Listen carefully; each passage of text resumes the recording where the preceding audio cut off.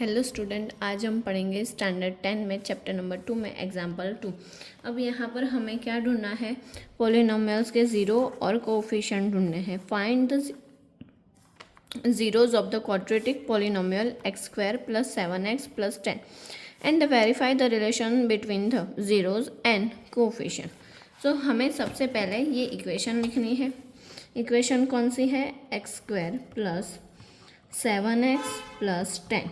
सो हम क्या करेंगे, यहाँ पर इसके ए बी और सी लिख लेंगे। a = b = और c = अब a कितना है, यहाँ पर कुछ भी नहीं है तो हम लिखेंगे 1। b यहाँ पर है 7 तो हम लिखेंगे 7 और c है 10। अब नेक्स्ट क्या करना है, हमें मिडल टर्म स्प्लिटिंग मेथड करनी है। सो 7x है और यहाँ पर 10 दिया है तो हम यहाँ पर क्या करेंगे, 5 2 क्या होता है 10 और 5 + 2 करोगे तो इसका आंसर भी क्या आएगा 7।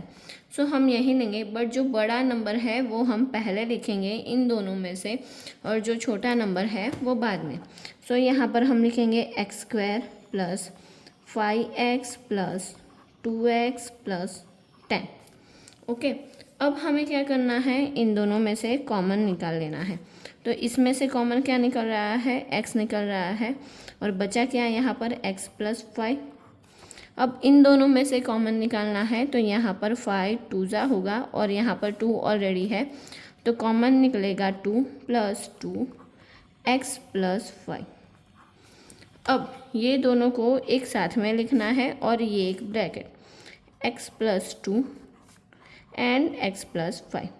अब हमारे पास यहाँ पर इसके ज़ीरोज़ ढूंढने हैं।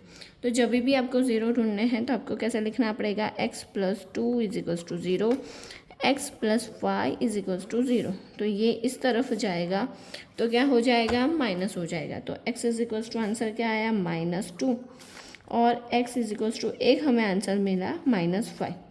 तो एक हम ले लेंगे अल्फ़ा और सेकंड वाला हम ले लेंगे बीटा।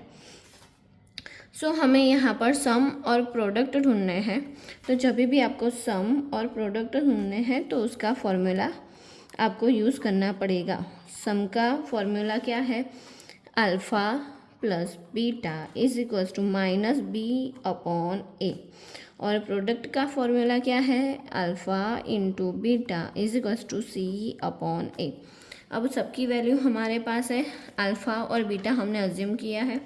सो यहाँ पर अल्फ़ा हमने लिया है -2 प्लस बीटा कितना है -5 और b कितना है यहाँ पर 7, बट यहाँ पर b क्या है माइनस तो हम लिखेंगे -7/1। अब यहाँ पर इन दोनों के आंसर कैसे आने चाहिए, सेम ही आने चाहिए।